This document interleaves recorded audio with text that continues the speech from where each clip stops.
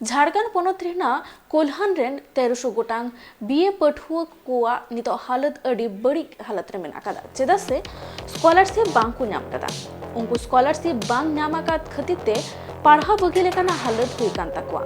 पठुआ को सगुर महा scholarship rights forum होते ते बीए रे ए पढ़ाओ को जहां तो डेलीगेशन और ईस्ट सिंहभूम होनोत रेन डीसी मिट्टन दबी चिठी साकाम को एमाते पठुआ को लीजे एटा पोनोत रेन पठुआ को दो स्कॉलरशिप नामेत कना मेनखान कोल्हान यूनिवर्सिटी रेन पठुआ को दो पारोमेन सेकेंड सेमेस्टर खन स्कॉलरशिप बांकू नामा कना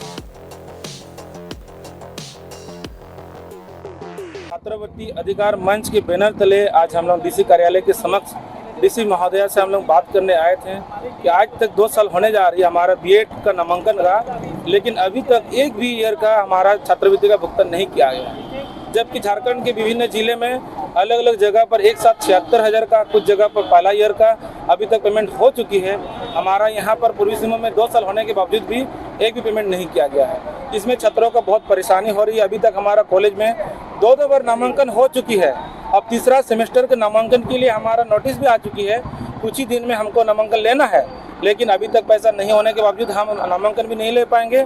इसलिए हम लोग आज